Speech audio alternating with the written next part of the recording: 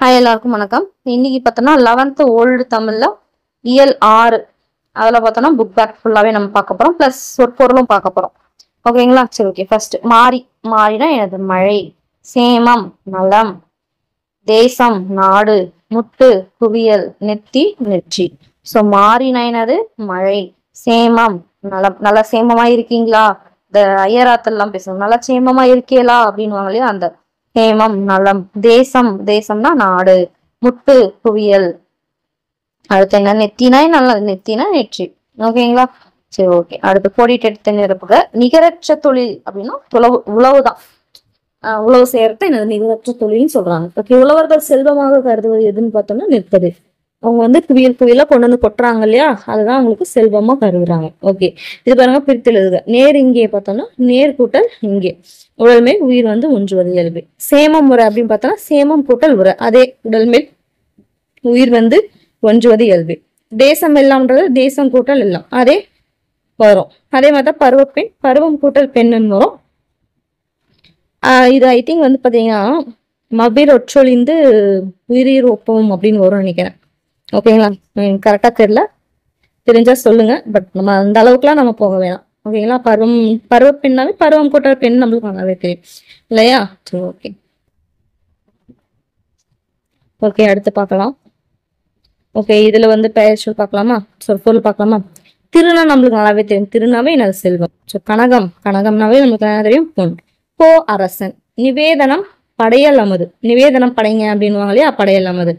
புறவை நம்மளுக்கு நல்லாவே தெரியும், குதிரை. கடுகி அப்படின்னா விரைந்து. ஸோ திரு செல்வம், திருச்செல்வம். ஓகேங்களா? அப்படி திருச்செல்வம். ஓகே. கனகம் பொன். போ அரசன். நிவேதனம் படையல் அமுது. புறவி குதிரை. கடுகி விரைந்து. ஓகே. கனகம் நான் என்ன பார்த்தோம் இல்லையா, பொன். புறவினா என்னது? குதிரை. ஓகேயா? ஓகே. இதுக்கு வேற என்ன பேருக்கு? குதிரை பரி அப்படின்னு வருமா? யானைக்கு கரி வருமா? பசுக்கெல்லாம் நிறைய இது இருக்கு இல்லையா, மாடு. ஓகேவா? ஓகே, சரி, ஓகே. பிரித்தல் பார்க்கலாமா? நெற்கதிர் எப்படி பிரிக்கலாம்? நெல் கூட்டல் கதிர். ஓகேங்களா? அடுத்து என்ன? மண்ணுண்டோ, மண் கூட்டல் உண்டோ. ஒளியுண்டோனா ஒளி கூட்டல் உண்டோ. ஓகேங்களா? நிலவு உண்டோனா நிலவு கூட்டல் உண்டோ. அப்ப இதுல பார்த்தா மிஸ்டேக் பண்ற இடம்லாம் சொல்றோம் பாருங்க. இதை நம்ம எப்படி நினைச்சுப்போம்? நிலவு கூட்டல் உண்டோ அப்படின்னு எழுதிடுவோமா? அப்ப என்ன, நிலவு உண்டோன்னு தான் வரும். நிலவும் உண்டோன்னு வருமா? வராது. அப்ப என்ன வரணும்? நிலவும் உண்டோ, நிலவும் கூட்டல் உண்டோ. ஏன்னா இதெல்லாம் மிஸ்டேக் பண்ணுவேன், அதுக்காக நான் உங்களுக்கு சொல்லிடுறேன். நின்னடினா நின் கூட்டல் அடி. நின்னடினா என்ன அர்த்தம் அப்படின்னா, அதாவது உங்களோட அடி அப்படின்னு சொல்லி, நின்னடி உங்கள் அடி அப்படின்னுமா. அப்ப அது பிரிக்கும்போது நின் கூட்டல் அடி. நின்னா என்னது? முன் அர்த்தம். அடினா பாதம். ஓகேங்களா? சரி, ஓகே. இது பாருங்க, இந்த பழமொழிகள் இருக்கு. ஏட்டு சுரக்காய் கறிக்கு உதவாது, கைத்தொழில் ஒன்று கற்றுக்கொள், கவலை உனக்குள்ள ஒத்துக்கொள். ஓகேங்களா? அதெல்லாம் இந்த பழமொழிலாம் அப்படி அங்கங்க வரும்போது பார்த்துக்கணும். இந்த பாருங்க, ஆடை இல்ல மனிதன் அரை மனிதன். இத ரகரகளை கன்ஃபியூஸ் பண்ணுவாங்க. இந்த அரைனா என்னது? பாதி மனிதன். ஆள் பாதி ஆடை பாதி. அதுக்கு செய்யும் தொழிலில் சீர்தூக்கி நெய்யும் தொழிலுக்கு நிகரில்லை. ஓகேவா? இதெல்லாம் கரெக்டா பாத்துக்கணும். இது பாருங்க, மயிலுக்கு போர்வை போத்தியவள். நம்ம அதெல்லாம் சின்ன வயசுல இருந்து படிச்சுட்டு இருக்கோம் இல்லையா, பேகன். ஓகே. அடுத்து இது பாருங்க, இது ரொம்ப முக்கியமானது. காஞ்சி, அதாவது என்னென்ன டைப் ஆஃப் அந்த இதெல்லாம் இருக்கு இல்லையா, அந்த துணிகள்லாம் இருக்கு இல்லையா, அது எந்தெந்த ஊருக்கு ஃபேமஸ் ஆனது அப்படின்ற மாதிரி சொல்லியிருக்காங்க. காஞ்சினாவே நம்மளுக்கு பட்டு, காஞ்சி பட்டு. ஸோ பட்டாடைகள். திருப்பூர்னாவே என்னது? பின்னலாடைகள். இதுல ஜாகிரபில கூட இருக்கு இல்லையா. மதுரைனாவே என்னது? சுங்குடி புடவைகள் தான். உறையூர்னா என்னது? கண்டாகி சேலைகள். சென்னிமலை போர்வைகள். ஓகேங்களா? பவானி சென்னிமலைலாம் அந்த கார்பெட்டு போர்வைகள் விஷயத்தெல்லாம் நம்ம ஜாகிரபில படிச்சிருக்கோம் இல்லையா, அதுதான் சொல்லியிருக்காங்க. ஸோ காஞ்சி பட்டாடைகள், திருப்பூர் பின்னலாடைகள், மதுரை சுங்குடி புடவைகள், உறையூர் கண்டாகி சேலைகள், சென்னிமலை போர்வைகள். ஓகேங்களா? ஓகே.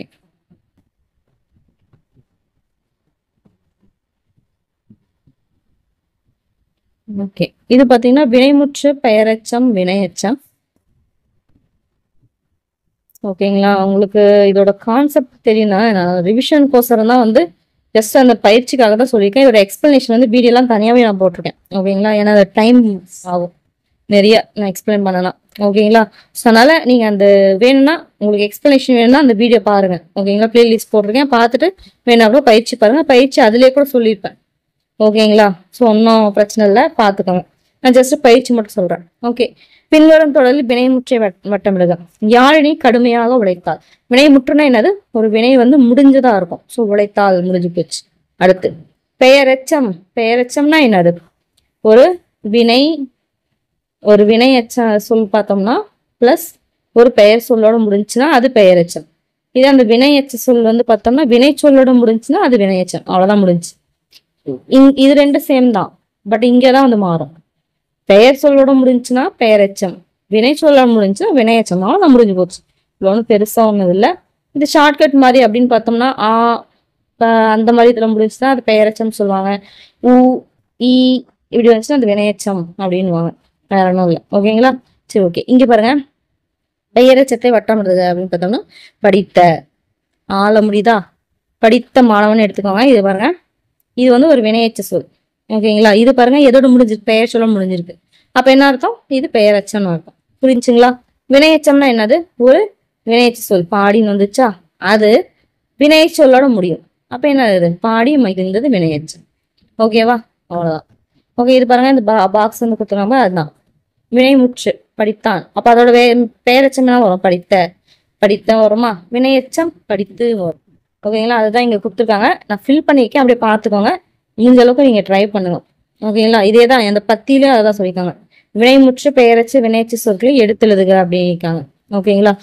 காலையில் கண் விழித்த. கண் விழித்தன்னு வச்சுன்னா என்னது? பெயரெச்சம். ஓகேங்களா? படுக்கை விட்டு எழுந்தால். எழுந்தால் முடிஞ்சது, முற்று, வினைமுற்று. பல் துலக்கி. ஓகேங்களா? பல் துலக்கி முகம், துளைக்கி முகம். ஓகே, இது கன்னியஸா வராது. கல்வினால் அப்படின்னு முற்று. தெளித்து கோலமிட்டால். ஓகேங்களா? ஸோ அதாவது ஊ வந்துருக்குனாவே நான் வினையச்சம். கோலமிட்டால். ஓகே, கோலமிட்டால் அப்படின்னாலும் முற்றுன்னு வரும். செயலை கண்டு. கண்டுனா என்னது? வினையச்சம். கண்டு பாராட்டினால். மனமகிழ்ந்த செல்வி அப்படின்னு அது பெயரெச்சம். அது ஓடினால் முற்று. ஆடி பாடி மகிழ்ந்தாலும் வினையச்சம். படித்து முடித்தாள் அப்படின்னா எனது வினையச்சம். பள்ளிக்கு விரைந்து சென்றாள் அப்படின்னா சென்றாள் அப்படின்றது தனியா எடுத்தோம்னா வினைமுற்று. விரைந்து சென்றாள் அப்படின்னா வினையச்சம் வரும். ஓகேங்களா? ஓகே. சரி, இந்த மாதிரிலாம் கேட்க மாட்டாங்க. ஜஸ்ட் ஒரு பயிற்சி, ஒரு யூஸ்ஃபுல்லா இருக்கும் இல்லையா? சரி, ஓகே. ஸோ அதே மாதிரி பார்த்தோம்னா அந்த பேராகிராஃப் கொடுத்து கீழே கொஸ்டின் கேட்கற மாதிரி இவங்க வந்து ஒரு மேல ஒரு விளம்பரம் கொடுத்துருக்காங்க, அதுல இருந்து கொஸ்டின் கேட்டிருக்காங்க. ஓகேங்களா? சரி, ஓகே. இங்க பாருங்க, இவ்விளம்பரம் எதை பற்றியது அப்படின்னு பார்த்தா பார்க்கும்போது புத்தக கண்காட்சி, அதாவது 5வது புத்தக கண்காட்சி சொல்லியிருக்காங்க. சொல்லு புத்தக கண்காட்சியை பத்தி சொல்றாங்க. அடுத்து புத்தக கண்காட்சி எங்க நடைபெறுகிறது? இங்க கொடுத்துருவாங்க இடம், தமுக்கம் மைதானம், மதுரை. இங்க வந்து நடக்குது. ஓகே. புத்தக கண்காட்சி எத்தனை நாள் நடைபெறுது? 2/9 ஸோ மொத்தம் 9 நாளா? சரி, ஓகே. புத்தகம் வாங்குவதற்கு எத்தனை விழுக்காடு கழிவு, அதாவது டிஸ்கவுண்ட் எவ்வளவு தராங்கன்றாங்க? 10. பாருங்க, இது வந்து பாத்தீங்கன்னா அந்த தமிழ் இங்கிலீஷ் ஆங்கிலம் வந்து தமிழ்ல மாற்றலாம். பாத்தீங்கன்னா கழிவுக்கு இங்கிலீஷ்ல டிஸ்கவுண்ட். கொஸ்டின் எப்படி கேட்பாங்க? டிஸ்கவுண்ட் வந்து தமிழ்ல வந்து என்ன அப்படின்னு கேட்டாங்கன்னா கழிவு. ஓகேங்களா? அது பாத்துக்கோங்க. விழுக்காடுனா என்னது? பெர்சன்டேஜ். அது பாத்துக்கோங்க. ஓகேங்களா? சரி, ஓகே. அடுத்து புத்தக கண்காட்சி நடத்துவர் யார் அப்படின்னு பார்த்தோம்னா மதுரையில் தென்னிந்திய நூல் விற்பனையாளர்கள் சங்கம் தான் வந்து இது நடத்துது. ஓகேங்களா? சரி, ஓகே. ஓகே, பாருங்க, இது ரொம்ப ரொம்ப ரொம்ப ரொம்ப முக்கியமானது, மொழித்திறன் பயிற்சி. ஓகேங்களா? அப்படியே வச்சு அப்படியே படிச்சுக்கோங்க. ஓகேங்களா? வேற என்ன சொல்றது? ஓகேங்களா? சரி, ஓகே. படிச்சுட்டு இந்த பயிற்சி நீங்களே ட்ரை பண்ணுங்க. நாங்க சொல்லியிருக்கேன், பட் ட்ரை பண்றது மிகவும் நல்லது. காகம் என்ன பண்ணும்?